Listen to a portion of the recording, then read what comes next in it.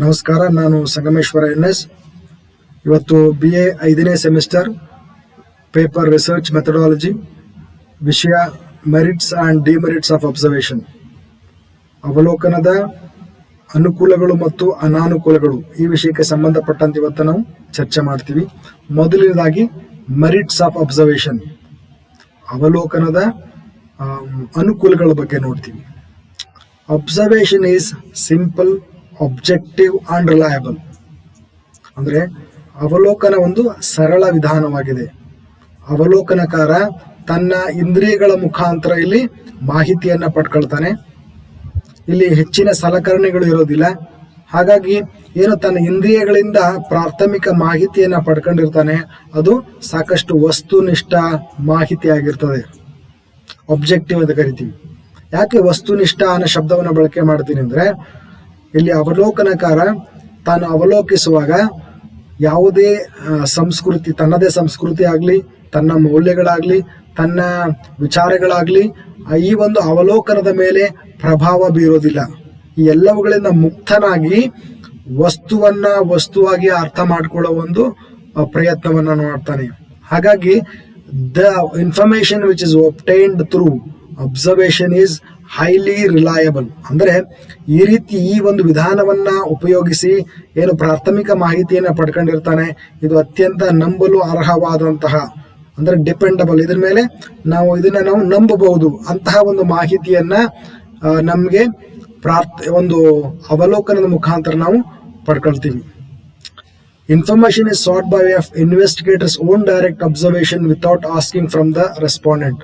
ಅಂದ್ರೆ ಇಲ್ಲಿ ಸಂಶೋಧಕ ಏನ್ ಮಾಡ್ತಾನೆ, ಜನಗಳನ್ನ ಕೆಲವೊಮ್ಮೆ ಅವರಿಂದ ಏನನ್ನೂ ಕೇಳದೆ ತಾನೇ ತನ್ನ ಇಂದ್ರಿಯಗಳ ಮುಖಾಂತರ ಎಲ್ಲ ವಿಚಾರಗಳನ್ನ ಅವಲೋಕಿಸಿ ಆ ಸತ್ಯ ಸಂಗತಿಗಳನ್ನ ಅರ್ಥ ಮಾಡ್ಕೊಳ್ಳುವ ಒಂದು ಪ್ರಯತ್ನವನ್ನ ಮಾಡ್ತಾನೆ. Subjective bias can be eliminated through observation. ಅಂದ್ರೆ ಈ ಅವಲೋಕನವನ್ನು ಮಾಡುವಾಗ ಏನು ಸಬ್ಜೆಕ್ಟಿವಿಟಿ ಅಂತ ಇರ್ತದೆ, ಏನು ಅವಲೋಕನಕಾರನ ತನ್ನದೇ ಆದ ಭಾವನೆಗಳು, ಅನಿಸಿಕೆಗಳು, ಮೌಲ್ಯಗಳು ಎಲ್ಲದರಿಂದ ಮುಕ್ತನಾಗಿ ವಿಷಯವನ್ನಾಗಿ ಸರಿಯಾದ ಒಂದು ವಿಷಯದಲ್ಲಿರುವ ಹಿಂದಿನಿರುವ ಒಂದು ಸತ್ಯಾಸತ್ಯತೆಯನ್ನು ಅರ್ಥ ಮಾಡ್ಕೊಳ್ಳುವ ಒಂದು ಪ್ರಯತ್ನವನ್ನು ಮಾಡ್ತಾನೆ. Information obtained is related to what is currently happening. ಇಲ್ಲಿ ಅವಲೋಕನ ಮುಖಾಂತರ ಏನು ಮಾಹಿತಿಯನ್ನ ಪಡ್ಕೊಳ್ತೀವಿಯೋ ಅದು ಪ್ರಸ್ತುತವಾಗಿ ಘಟಿಸಿರ್ಬೇಕು. ಅಂದ್ರೆ ವಾಟ್ ಈಸ್ ಕರೆಂಟ್ಲಿ ಹ್ಯಾಪನಿಂಗ್, ಈಗ ಒಂದು ವ್ಯಕ್ತಿಯ ವರ್ತನೆ ಏನಿದೆ ಅದನ್ನು ಅರ್ಥ ಮಾಡ್ಕೊಳ್ಳುವಂಥದ್ದು, ಈಗ ಸಾಮಾಜಿಕ ಸನ್ನಿವೇಶ ಯಾವ ರೀತಿ ಇದೆ ಅನ್ನೋದ್ರ ಬಗ್ಗೆ ಅರ್ಥ ಮಾಡ್ಕೊಳ್ಳೋ ಒಂದು ಪ್ರಯತ್ನ ನಡೀತದೆ. ಆದರೆ ಒಂದು ಇತಿಹಾಸದಲ್ಲಿ ಯಾವ ರೀತಿ ಇದು ಸಾಮಾಜಿಕ ಸನ್ನಿವೇಶ ಅನ್ನೋದ್ರ ಬಗ್ಗೆ ಇಲ್ಲಿ ಆಲೋಚನೆ ಮಾಡೋದಿಲ್ಲ. ಅದರ ಬದಲಾಗಿ ಕರೆಂಟ್ ಸಿಚುವೇಶನ್, ಏನು ಸ್ಟೇಟಸ್ ಕೋ, ಈಗ ಏನಾಗಿದೆ ಅನ್ನೋದ್ರ ಬಗ್ಗೆ ಹೆಚ್ಚಿನ ಒತ್ತನ್ನ ಇಲ್ಲಿ ಕೊಡಲಾಗ್ತದೆ. In observation it records the natural behaviour of the group. ನಾವು ಗುಂಪುಗಳನ್ನು ಅಧ್ಯಯನ ಮಾಡುವಾಗ ಅಲ್ಲಿ ವ್ಯಕ್ತಿಗಳ ಒಂದು ವರ್ತನೆಯನ್ನು ಅಧ್ಯಯನ ಮಾಡ್ತೀವಿ. ವ್ಯಕ್ತಿಯ ವರ್ತನೆಗಳನ್ನ ಒಂದು ನೈಜ ಹಿನ್ನೆಲೆಯಲ್ಲಿ ಅರ್ಥ ಮಾಡ್ಕೊಳ್ಳುವ ಒಂದು ಪ್ರಯತ್ನ ಇಲ್ಲಿ ನಡೀತದೆ.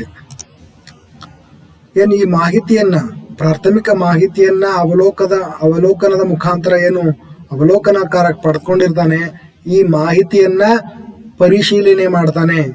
ಅಷ್ಟೇ ಅಲ್ಲ, ಪುನರ್ ಪರಿಶೀಲನೆ ಮಾಡ್ತಾನೆ. ಯಾವ ರೀತಿ ಅಂದ್ರೆ, ತಾನು ಮಾಡಿದ ಅವಲೋಕನವನ್ನ ಪ್ರಶ್ನಾವಳಿಗಳ ಮುಖಾಂತರ ಖಾತರಿಪಡಿಸಿಕೊಳ್ಳಲು ಪ್ರಯತ್ನವನ್ನ ಮಾಡ್ತಾನೆ. Researcher can even verify the truth of statements made by the informants in the context of a questionnaire or a schedule. ಹೀಗೆ ಏನು ಪ್ರಾಥಮಿಕ ಮಾಹಿತಿಯನ್ನ ಅವಲೋಕನಕಾರ ಪಡ್ಕೊಂಡಿರ್ತಾನೆ, ಇದನ್ನ ಹಾಗೆ ಒಪ್ಪೋದಿಲ್ಲ. ಆ ಮಾಹಿತಿಯನ್ನ ಮತ್ತೆ ಪರಿಶೀಲನೆ ಹಾಗೂ ಪುನರ್ ಪರಿಶೀಲನೆಗೆ ಒಳಪಡಿಸ್ತಾನೆ. It helps in verification of facts and formulation of hypothesis. ಅಂದ್ರೆ ತಾನು ಪಡೆದುಕೊಂಡಂತಹ ಮಾಹಿತಿಯನ್ನ ಪರಿಶೀಲನೆ ಮಾಡಲಾಗ್ತದೆ. ಅಷ್ಟೇ ಅಲ್ಲ, ಆ ಮಾಹಿತಿಯ ಆಧಾರದ ಮೇಲೆ ಒಂದು ಸಾಮಾಜಿಕ ಒಂದು ರಿಸರ್ಚ್ ಅನ್ನು ಹೇಳ್ತೀವಿ, ಏನು ಸಾಮಾಜಿಕ ಸಂಶೋಧನೆಗಳಲ್ಲಿ ಪ್ರಾಕಲ್ಪನೆಗಳನ್ನು ರಚನೆ ಮಾಡೋದಕ್ಕೆ ಅಥವಾ ಹೈಪೋಥೆಸಿಸ್ ಫಾರ್ಮುಲೇಷನ್ ಅಲ್ಲಿ ಇದನ್ನ ಉಪಯೋಗಿಸಲಾಗ್ತದೆ.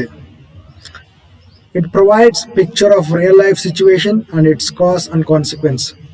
ಇಲ್ಲಿ ಒಂದು ಸಾಮಾಜಿಕ ಸನ್ನಿವೇಶದ ಒಂದು ನೈಜ ಚಿತ್ರಣವನ್ನ ಈ ಒಂದು ವಿಧಾನವನ್ನ ಕೊಡ್ತದೆ.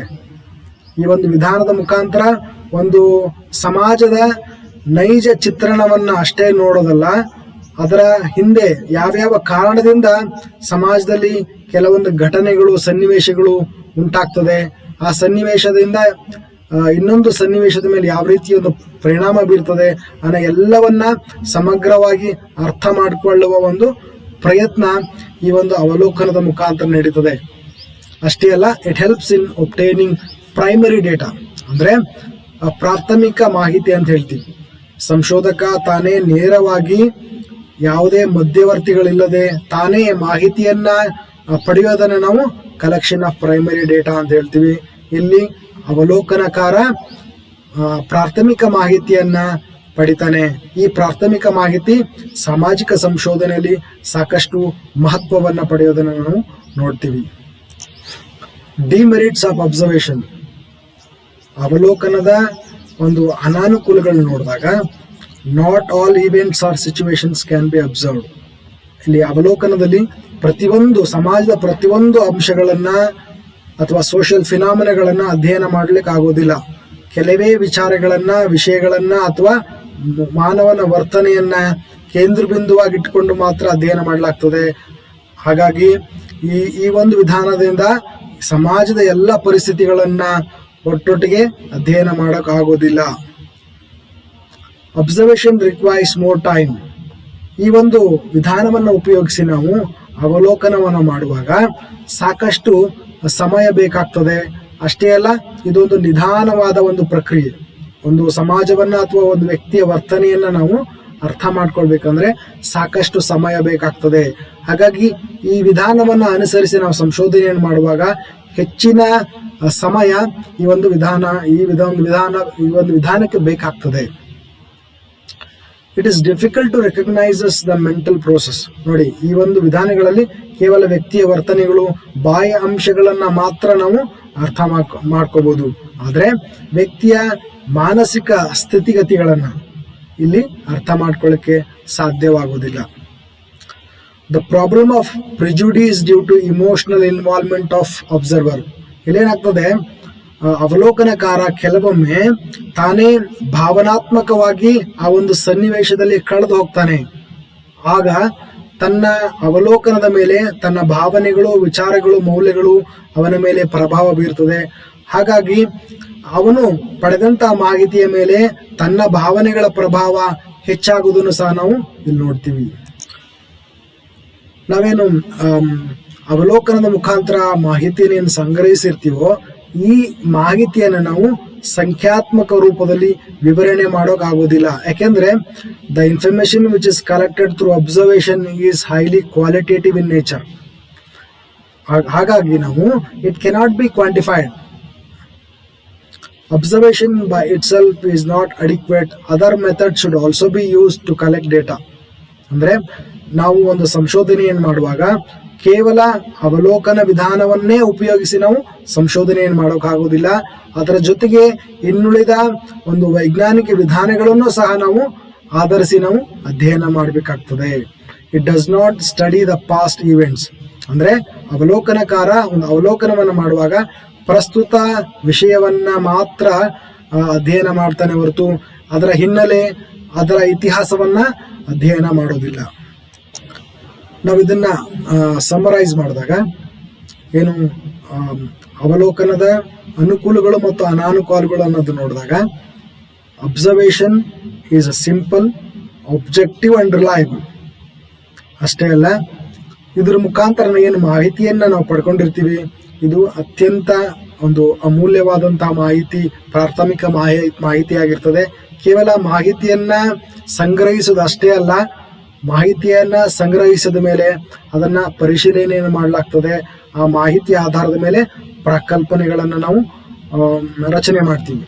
ನಾವು ಅವಲೋಕನದ ಅನಾನುಕೂಲಗಳು ನೋಡಿದಾಗ ಇದು ಹೆಚ್ಚಿನ ಸಮಯವನ್ನ ಪಡ್ಕೊಳ್ತದೆ. ಅಷ್ಟೇ ಅಲ್ಲ, ಅವಲೋಕನಕಾರ ತಾನೇ ಭಾವನಾತ್ಮಕವಾಗಿ ಒಂದು ಸನ್ನಿವೇಶದಲ್ಲಿ ಪ್ರಭಾವಿತನಾಗ್ತಾನೆ.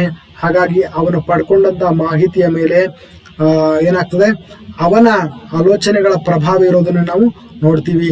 ಅಷ್ಟೇ ಅಲ್ಲ, ಅವಲೋಕನದ ಮುಖಾಂತರ ನಾವು ಯಾವ್ಯಾವ ಮಾಹಿತಿಯನ್ನ ಪಡ್ಕೊಂಡಿರ್ತೀವಿ ಆ ಮಾಹಿತಿಯನ್ನ ಸಂಖ್ಯೆಗಳ ಮುಖಾಂತರ ಪರಿವರ್ತನೆ ಮಾಡೋದು ತುಂಬಾ ಕಷ್ಟದ ಕೆಲಸವಾಗ್ತದೆ. ಧನ್ಯವಾದಗಳು.